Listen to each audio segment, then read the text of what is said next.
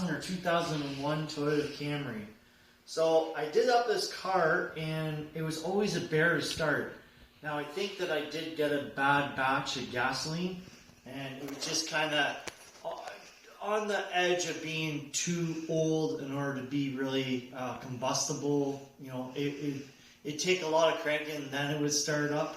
But yeah, the gasoline was kind of old, so it didn't help. I tried a fuel conditioner just to bring it back. Anyways, I ended up swapping out the gas with other gas and another fuel cell, and this thing started to run. But this would be always hard to start. So I tried to figure out why it would be so hard to start. So I got poking around and I thought maybe that I just did a bad wire or something like that. So I did redo the positive because it did crank slowly. So I beefed that up a ton. I've got these old jumper cables, and then I actually had a welding actual cable there.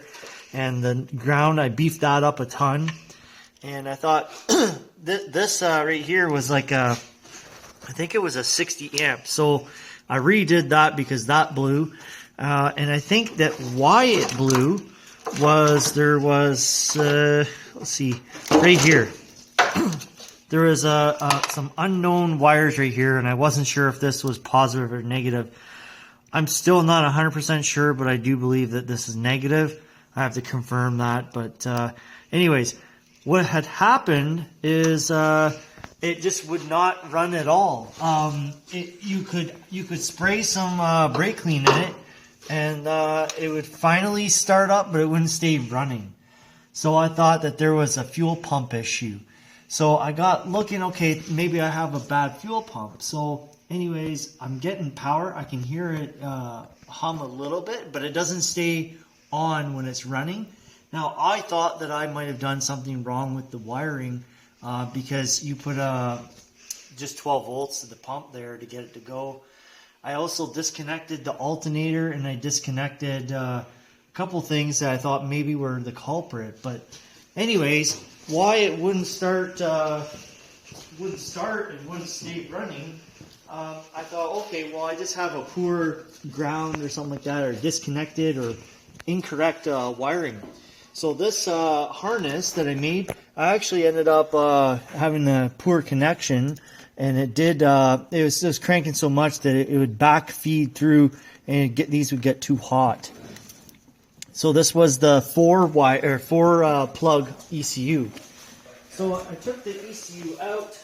This is the ECU that came out of it, and I thought, okay, well, you know what? I'm just gonna take a quick glance at the ECU and look what I found. So I smelled it. I didn't smell anything odd, but then I opened up the case and I saw that this is right here. That's black. So zoom in on that guy. So that is probably the culprit as to why it wouldn't start. And then you can see the black spot on there. So yeah, that's exactly why it wouldn't start.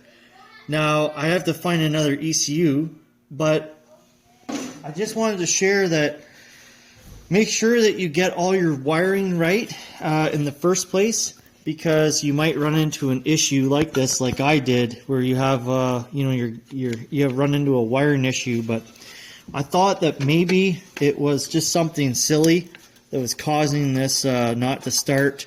There's something that I was missing, but it just seemed to be very odd, and it just took a little bit of thinking, a little bit of diagnosis as to why it wouldn't stay running. It was super annoying. I've lost a lot of time with this thing, but I'm glad that I got to the bottom of it now. So I'm probably going to have to redo the harness, but we'll see it on this side. Well, I don't see anything bad on this side, but that doesn't mean that there isn't. So let's see, it's right here.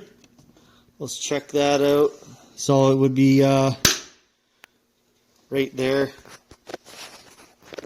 Yeah, at first glance, it doesn't look like there's anything wrong there.